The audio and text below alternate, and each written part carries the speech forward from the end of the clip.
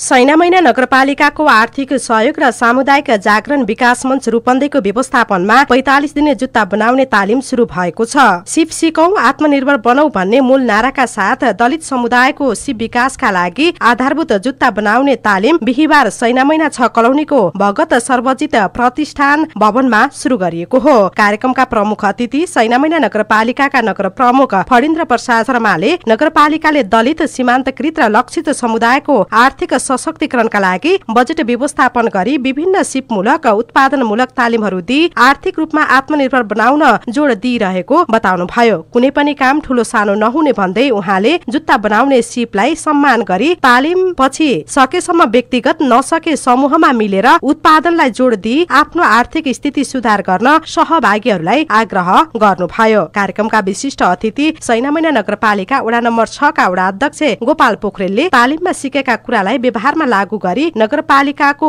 लगानी खेर जान नदी उद्यमशीलतामा अगाडि बढ्न सहभागीहरूलाई सुझाव दिनु भएको थियो। उहाँले सहभागीहरूले उत्पादन गरेका सामग्रीहरूलाई बजारसम्म पुर्याउन ओडाले समन्वयकारी भूमिका खेल्ने समेत बताउनुभयो। सैनामैना नगरपालिकाका कार्यपालिका सदस्य डोल बहादुर सुन्दौलीले तालिम लिगिसकेपछि गाउँघरमा छिमेकी मिलेर सानो लगानीमा पनि व्यवसाय शुरू गर्न सकिने भएकाले तालिममा राम्रोसँग सिक्न जरुरी रहेको बताउनुभयो। सैनामैना कपडा तथा सिलाइ व्यवसायी संघका अध्यक्ष सन्तोष परियारले तालिमले स्थानीय व्यवसायीलाई जुत्ताका लागि चाहिने कालीगढ उत्पादन गर्न सके मात्र कार्यक्रम फलदायी रहने बताउनुभयो। सैनामैना दलित उत्थान समितिका निवर्तमान अध्यक्ष अम्बिका परियारले तालिममा मात्रै सीमित हुन नहुने भन्दै सिप सिकेपछि सानो लगानीमा भए पनि उत्पादनमा जोडिनु पर्ने बताउनुभयो। कार्यक्रममा सैनामैना नगरपालिकाका कार्यपालिका सदस्य तथा सामाजिक विकास सभापति सूरज बराल, कार्यपालिका सदस्य माया विक, ओडा सदस्यहरू दलित अभियन्ता तिलक नेपाली, मित्र कुमार बुढाप्रीति, माया रसाइली लगायतको उपस्थिति